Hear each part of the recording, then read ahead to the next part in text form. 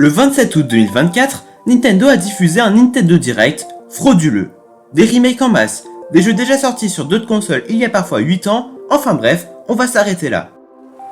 Mais parmi tous ces nuages bien sombres, un rayon de soleil s'est dévoilé. Je parle ici de Bob l'éponge, Patrick l'étoile de mer, le jeu. L'aperçu de ce jeu a été dévoilé quasiment à la surprise générale, donc ne vous inquiétez pas si vous ne connaissez pas le jeu. Quand on regarde le poster de ce jeu, on peut déjà en apprendre beaucoup. Ce jeu se déroulera à Bikini Bottom. Et non, je ne parle pas de ce bikini, mais bien de ce lieu dans lequel se déroule la célèbre série d'animation. On y retrouve un parc d'attractions, présent dans 4 épisodes de la série. Je parle ici, pour ceux qui connaissent, de Glow World. Tous les personnages présents sourient. L'amusement et la bonne humeur résument bien ce qui va caractériser ce jeu. On retrouve ensuite Patrick sur un cheval à bascule. On le revoit dans une aire de jeu pour enfants. Elle se situe près du commissariat de police, présent lui aussi dans la série d'animation, avec son logo doré et ses voitures bateaux qui servent à arrêter les criminels.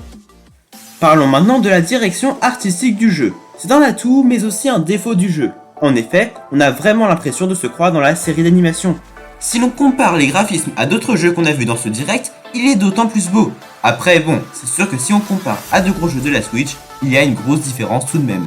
Personnellement, je trouve que c'est pas si moche, mais je suis pas fan des petits traits comme ça dans le ciel, mais d'un côté, c'est ceux qu'on retrouve dans la série animée, donc je comprends pourquoi ils sont là. Patrick se situe ensuite près du parc d'attractions et joue sur des plateformes flottantes. Puis il brise des briques à l'aide d'une cagette dans laquelle il se trouve. On voit ensuite que Patrick se déplace en roulant. Cette mécanique témoigne de la singularité du jeu et de la diversité des mécaniques de gameplay proposées. Il se trouve devant un bâtiment nommé Chum Bucket. Il s'agit en réalité d'un restaurant où malheureusement ne vient manger personne car le cuistot n'a aucun talent, à tel point qu'il pourrait ici faire manger les gens gratuitement, comme il est écrit ici. Le restaurant est en forme de seau, comme dans la série d'animation. Le plan de caméra est ici particulier, on ne voit pas ce qu'il y a en face du restaurant. Il y aura donc sans doute le restaurant Le Crabe Croustillant en face. Sur ce plan-là, on retrouve le Chum Bucket et on nous confirme donc qu'il y a en face le restaurant dont je vous parlais. On voit d'ailleurs ici un terrain de basket. J'espère qu'ils feront mieux que Switch Sport, sinon on est mal barré. Patrick prend de plus le contrôle d'un bateau de police, puis joue à un jeu de plateforme en hauteur et repère des trésors dans la décharge. On le retrouve chez Madame Puff, maison que l'on voit 3 fois dans la série d'animation en train de tout détruire. Ce qui fait la force de ce jeu, c'est qu'il n'y ait pas, en apparence, un gros scénario, avec de longues cinématiques. On te lâche dans la nature et tu fais tout ce que tu veux. On le voit ensuite sur le terrain de basket, puis faire du paintball. Il a une couronne sur sa tête et se situe près d'une scène de spectacle. Sur ce plan-là de caméra, on observe des juges, lui attribuant une note. Ça sera sans doute dans un mini-jeu, et peut-être que la couronne signifie qu'on a battu notre record. On observe en arrière-plan un bateau.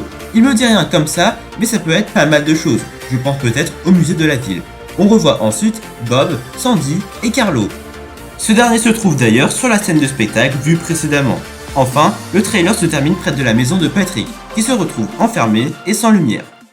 Vous pensez que la vidéo était déjà finie ? Sachez que le trailer officiel du jeu est disponible sur le site officiel de Nintendo. Et donc qu'est-ce qu'on va faire ici ? On va tout simplement l'analyser.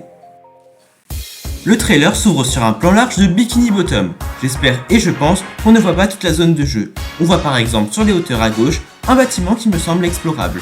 On revoit encore une fois le restaurant Le Crabe Croustillant.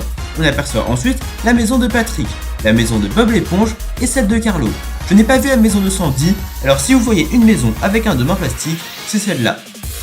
On voit ensuite Patrick en possession d'un marteau, capable de tout détruire sur son passage, d'un lance-roquette, là encore qui détruit tout, et d'un aimant qui permet de pouvoir tout déplacer à sa guise. On se retrouve ensuite dans les montagnes de sable, on y remarque un terrain de volleyball. On le retrouve de plus dans les cieux, avec un mini-jeu où il faut marquer des points. Voici maintenant le pouvoir le plus cheaté. Le rototo, sympa non ? De plus, le voici maintenant dans un stade, le stade des fast-food que l'on observait en arrière-plan dans l'autre trailer. Sachez que vous pourrez dans ce jeu changer le skin de votre perso, et ça c'est quand même assez cool. Et vous pourrez même faire une partie de flipper dans un bateau. Enfin, pour finir, on pourra soulever les maisons des gens et les balancer. Voilà donc pour ce nouveau jeu qui a l'air très sympathique. Le défaut du jeu que j'ai trouvé, c'est sa date de sortie, début octobre. Entre Echoes of Wisdom et Mario Party, il aurait pu sortir un peu plus tard. Si la vidéo vous a plu, n'hésitez pas à vous abonner, à liker la vidéo et à cliquer sur la vidéo qui s'affiche juste ici. Et on se retrouve bientôt pour une nouvelle vidéo.